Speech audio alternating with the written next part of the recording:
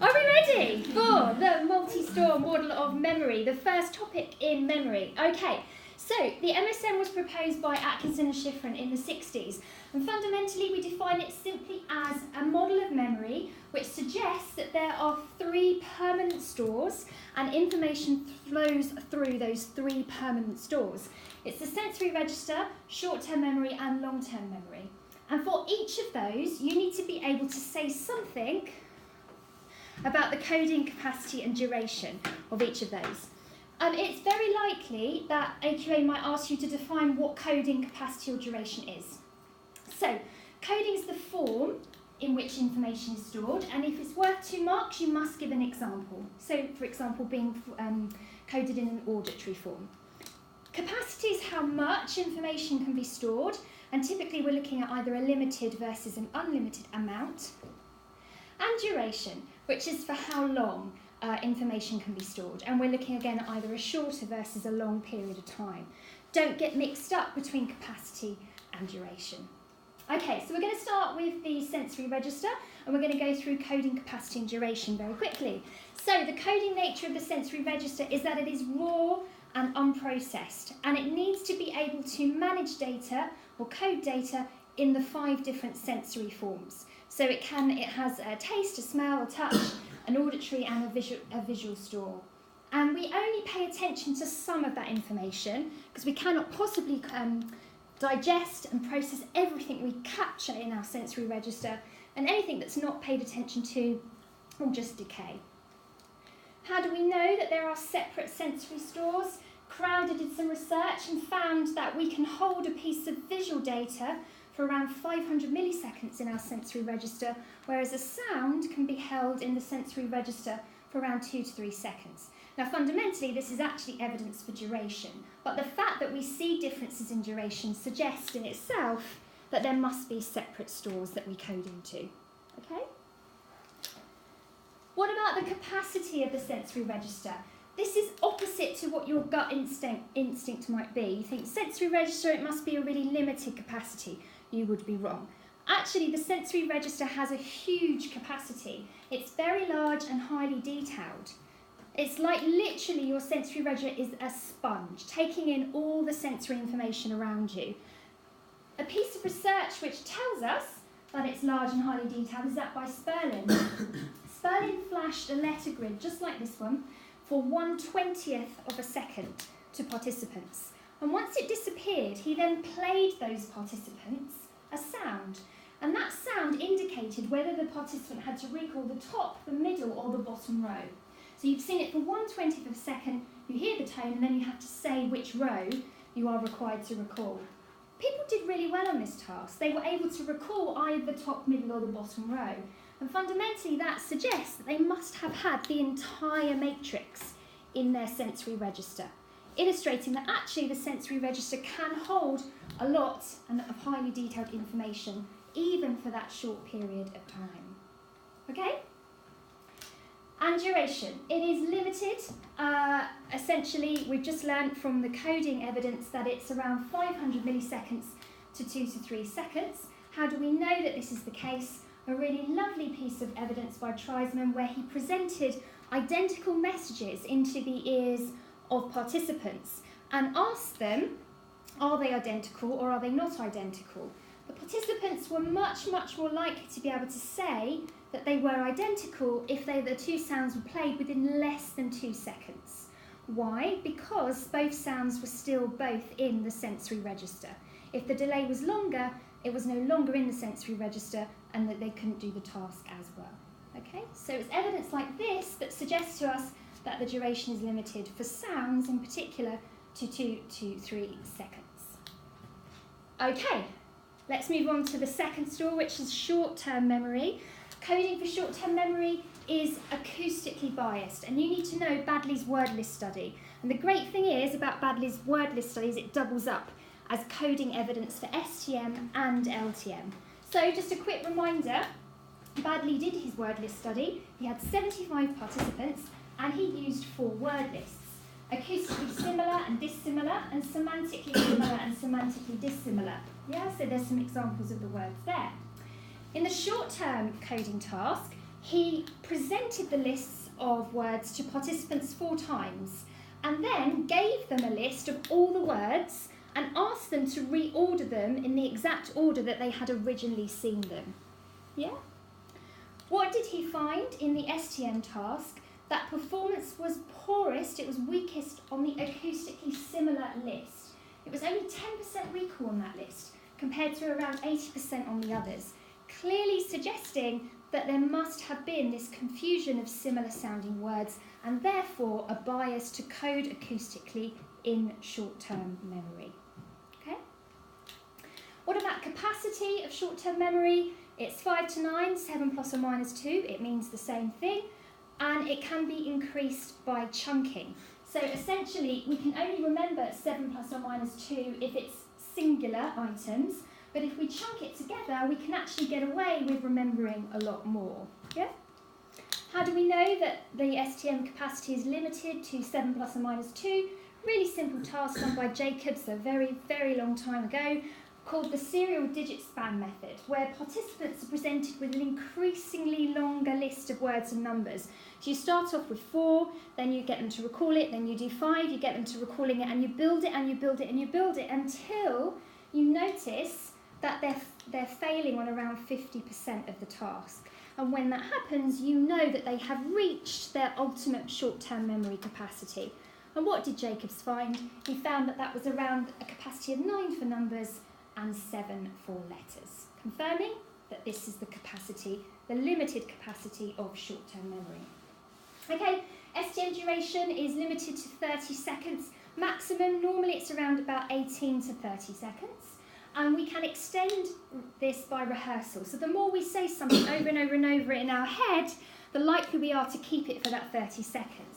However, as Peterson found, if you give someone some content in the form of a nonsense trigram, so you say out loud ZFB, but then immediately get them to start counting backwards from a really large number in 3s, which is really hard and will prevent you from rehearsing ZFB, and then stop them at regular intervals at 3 seconds, 9 seconds, 6 seconds, and get them to recall ZFB, the further you go, the longer you wait, the more likely that ZFB is decaying because you're not rehearsing it. And what they found was that after around 3 seconds, 90% could still recall the trigrams, but as we get nearer to 18, nearer to 30 seconds, that dramatically decreases. Yeah, just confirming that clearly the duration is limited to 30 seconds. Okay, and last but certainly not least, the coding of long-term memory. Guess what? It's anything that is longer than 30 seconds. Yeah, any long-term memory counts as anything that's beyond STM. And we can double up here with Baddeley's word list. You don't need me to tell you that again because I've already told you about Baddeley's word list study. It was exactly the same. However, this time, rather than immediately getting the participants to put the words in the right order, they waited for 20 minutes. They gave them a filler task so that they couldn't overly rehearse, and 20 minutes later they got them to write down the words, reorder them in the correct order. This time we found something very different. This time performance was worse on the semantically similar list. What this suggests is that actually when it comes to coding in long-term memory, it's actually semantically biased. We tend to have the preference for coding based upon meaning in long-term memory relative to acoustic in short-term memory. Okay.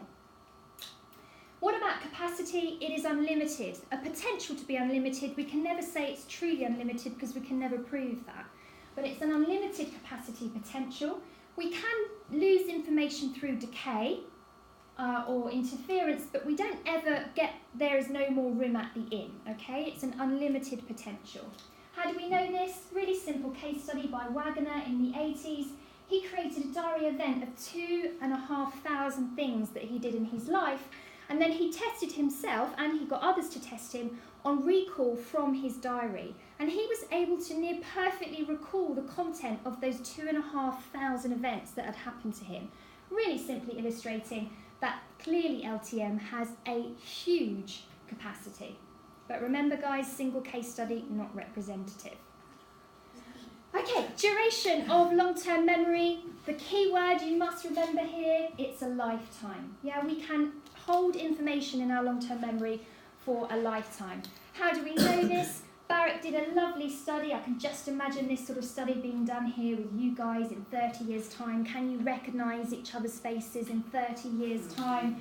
Got 400 participants of 17 to 15-year-olds and gave them photos and lists of names, and they had to match up whose photo was whose name from people they'd been to school with. And they found that actually those that had left within the last 15 years could remember about 90%.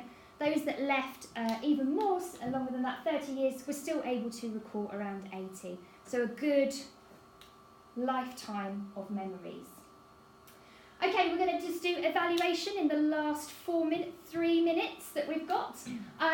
Evaluation, primary and recency effect, supports the MSM model. Why? Because if you give someone a list of words to remember, they are much more likely to remember the earlier words in the list because they've already moved into LTM, and they're much more likely to recall the most recent words from the list because they're still rolling around in short-term memory.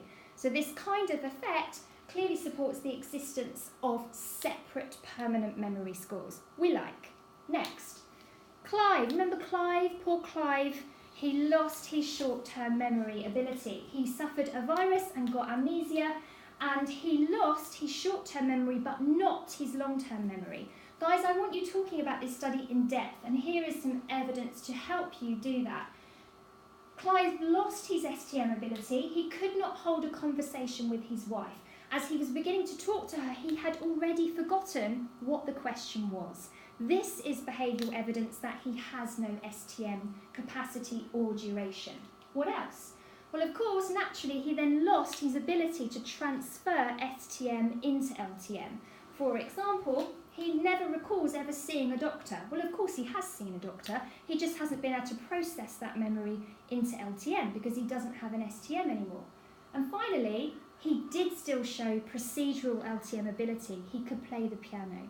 So this is a lovely amnesia case study that clearly supports that the MSN is a valid model in suggesting there are separate permanent stores. Just a few more points and we're at our 15 minutes. Evaluation. There's a huge body of evidence. You've just seen it. You've got to remember it. Haha. This means it's a valid model of memory. Okay, we like that. However, all of the evidence that I have presented to you today, all but one study, has been done in the lab. We know this is artificial, and that's fantastic for cause and effect and replication, but here we go again, guys. It lacks mundane realism. Word lists, nonsense trigrams. Are they really reflective of real life? Not really. So we have to really question whether we could generalise the evidence. It has poor external validity. Do we really focus on word lists in real life? Much more appropriate stimuli might be to use things like faces or facts to recall rather than nonsense trigrams. That would have much better validity. Okay, and finally, what about age and practice? What about individual differences? The MSN doesn't tell us anything about those things. And to finish off, it's far too simple. We know this because we've gone on in psychology to look at the working memory model and a model of long-term memory, which overcomes this real issue of it being so simplistic. We have multiple stores. We do have subcomponents in our STM and LTEL system. And thank goodness for the working memory model. Thank goodness for long-term memory, because it's gone on to tell us that actually our STM and LTM is much more active. And I want you, when evaluating the MSN, to make cross-reference to those models. That counts as really sophisticated AO3 discussion. So you can say, actually the working memory model is much more active, a much more valid model of STM because it accounts for the active multi-component nature of short-term memory, which the MSM neglected to account for. And that is everything you need to know